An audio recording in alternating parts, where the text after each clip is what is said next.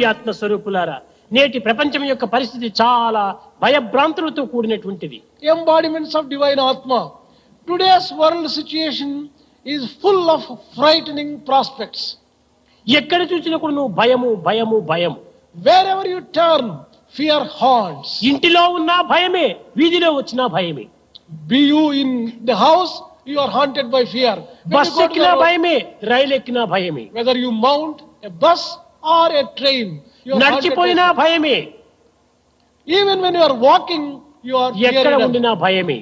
Wherever you are, fear is common. ఈ భయం మనం దూరం గావించుకోవాలంటే అభయమైనటువంటి యొక్క దైవత్వాన్ని మనం విశ్వసించాలి. If you want to get rid of this fear, you should remember God who confers fearlessness. ఈ భయాన్ని దూరం గావించి అభయత్వాన్ని అందిస్తుంది దైవత్వం.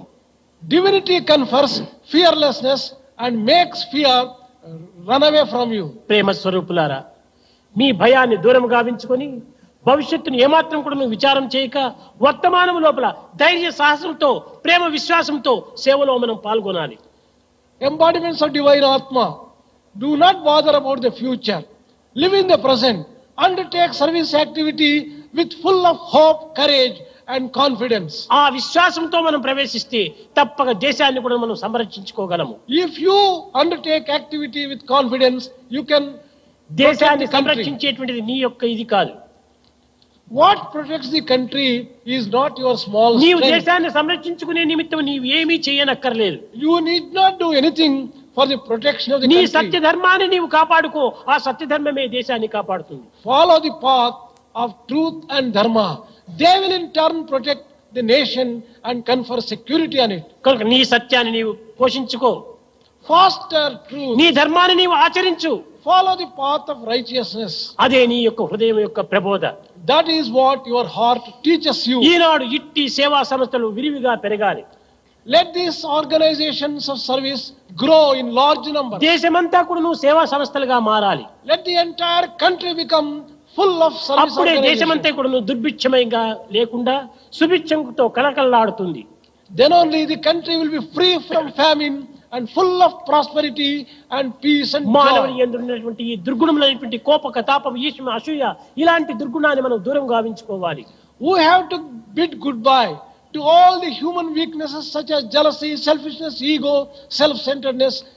అందరూ కూడా ఒక దైవం బిడ్డలుగా భావించాలి. We should consider everyone as a child of నీవేమో God. పరాయి వాడవు కాదు, You are not someone separate from others. నీవేదో ప్రకృతి నుంచి ఉద్భవించినటువంటి వాడు కాదు, You are not dropped down from nature. నీవు just like పంచభూత that. స్వరూపుడు కాదు. You are not even made up of these 5 elements. కనుకని మమైవాంశో జీవలోకే జీవభూత సనాతన అన్నాడు. You are మీరందరూ కూడా దైవం యొక్క అంశములే. you are all the aspects of divinity itself, not this physical bodies. దైవాంశములైనటువంటి మీరు దైవ భావములే ఆవిర్భవించాలి, కానీ మీ నుండి దుష్టభావములు ఆవిర్భవించరాదు. When you are all the aspects of God, only divine qualities, divine thoughts and feelings should emerge, not wicked qualities and not సృష్టి demonic అనగా feelings. ఈశ్వరేచ్ఛకు కారణమే. Creation is the result of God's కనుక ఈశ్వరేచ్ఛ sankalpa. నుంచి వచ్చినటువంటి ఈ ప్రకృతి నుండి మనకు ఈశ్వర భావములే పుట్టాలి. When the entire creation is the result of God's thought, it ఈ must be full of సత్యాన్ని మీరు divine thoughts. క్షణముకును మీరు జ్ఞాప్తికి తెచ్చుకుంటుంటే తప్పక మీ యందు దుర్భావములు కానీ దురుద్దేశములు కానీ రావడానికి అవకాశమే లేదు. If every moment of your life you remember this truth that you are divinity itself, there will be no room for నేను wicked thoughts in దైవాంశము you. దైవాంశము దైవాంశము అనేటువంటి సత్యాన్ని మీరు మర్చకుండా స్మరించాలి. You should always remember that you are the aspect of divinity. You are the aspect of divinity. Then you will not be haunted by any wickedness.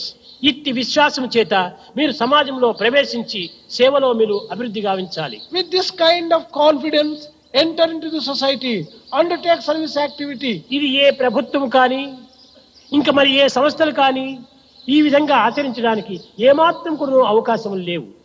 There is no chance for the government to undertake service activity on this scale and in this attitude. ఇంకేమైనా విజయాన్ని సాధించవాలంటే ఒక్క సత్యసాయి సంస్థలు మాత్రమే సాధించాలి.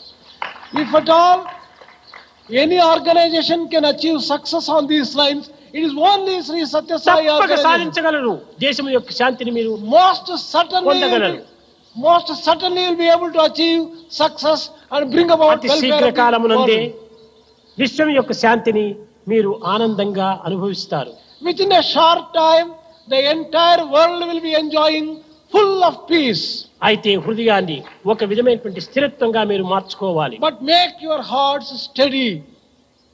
అప్పుడే మీరు సంకల్పించుకున్నటువంటి విజయాన్ని మీరు తప్పక సాధించవచ్చును. Then only you will be able to achieve whatever success you want to. समस्त लोक